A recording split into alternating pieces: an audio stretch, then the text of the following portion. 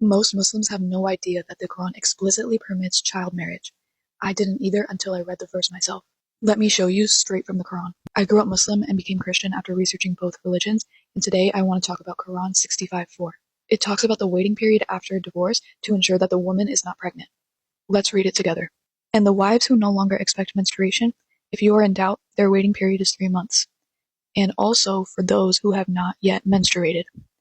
And the pregnant women, their term is until they deliver. Notice how it says for those who have not yet menstruated, which can only mean prepubescent girls, and there would only need to be a waiting period if the marriage was consummated. This means that the Quran is permitting intimacy before the child has even menstruated.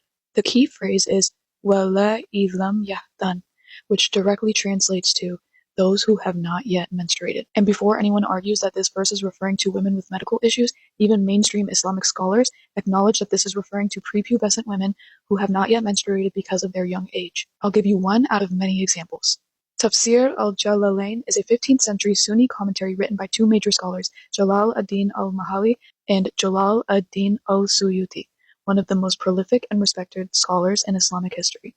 They say that it means, for those who have not yet menstruated because of their young age, their period should also be 3 months.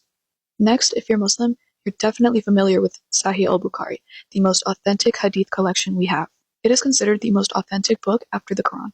And guess what? Bukhari has a chapter titled Giving One's Young Children in Marriage based on Quran 65:4, those who have not yet menstruated. This is the perfect segue into the conversation around Aisha's age.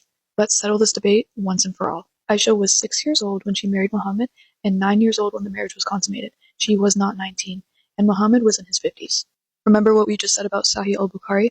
Well, that's actually where this information comes from, along with Sahih Muslim and other extremely reliable hadiths. Several narrations, Bukhari 5133, 5134, 3896, 3897, 5081 say, the Prophet married me when I was 6 and consummated the marriage when I was 9. Sunan Abi Dawud says, Aisha said, he married me when I was 6 and consummated the marriage when I was 9. Sahih Muslim 1422 says, he married her when she was 6 and consummated the marriage when she was 9. All the chains go back to Aisha herself. This isn't one report, it's dozens, and they appear in the two highest status hadith books in Sunni Islam. This is why Islamic scholars historically never denied it. So where did the idea that she was 19 come from? The older Aisha claim does not appear until the 20th century. These arguments are used today, but they all fall apart. Argument number 1. Her sister Asma was 10 years older, so Aisha must have been 19. The problem with this is, Asma's age at death is disputed. Even their own sources contradict the math. Ibn Kathir says, Asma was older than Aisha by 10 years, but that places Aisha back at 9, not 19. Argument number 2. She fought in battles, so she must have been older. The problem with this is, girls and boys as young as 9 through 12 helped carry water, tend to the wounded, etc. Argument number 3. Hadith about age must be wrong. Well, it can't be. The narrations come from multiple independent chains across Sahih Bukhari, Sahih Muslim, and early historians. If they're wrong, then you would have to claim that all chains were forged, which destroys Sunni Hadith science entirely. Who even made these claims that she was older? These names only appear in the late 1900s to 2000s, never earlier. They are Habib ur-Rahman Kantalvi, Moiz Amjad, T.O. Shanavas, and some modern Western Muslim bloggers. None of them are recognized mujahdids, none are accepted classical scholars, and none have authority in Sunni fiqh. Most are dismissed by traditional scholars as modern revisionists who contradict Sahih Hadiths. Now, before anyone runs to the comments to say, Rebecca was 3, let's clear that up right now. Rebecca was not a child, not biblically, not historically, and not in Judaism. Every Muslim who brings this up is quoting one medieval Jewish rabbi, Rashi, who used symbolic midrash, not literal age. Midrash is like a parable. It uses theological symbolism, not historical numbers. Here's the key. The number 3 in Jewish symbolism represents divine purpose, early chosenness, and spiritual initiation, not biological age. Rashi was making a theological point about God preparing Rebecca early for Isaac. He was not saying that she was literally 3 years old.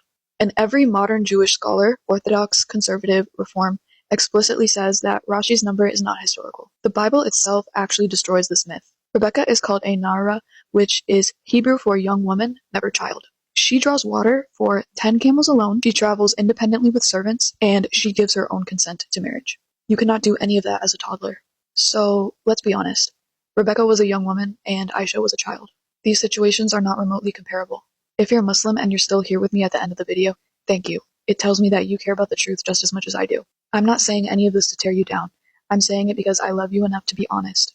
If you feel conflicted or defensive right now, just know that I get it. I lived in that same tension for years. I'm not attacking you, and I'm not attacking your family or your identity. And if you ever want to talk more, I'm here with an open heart.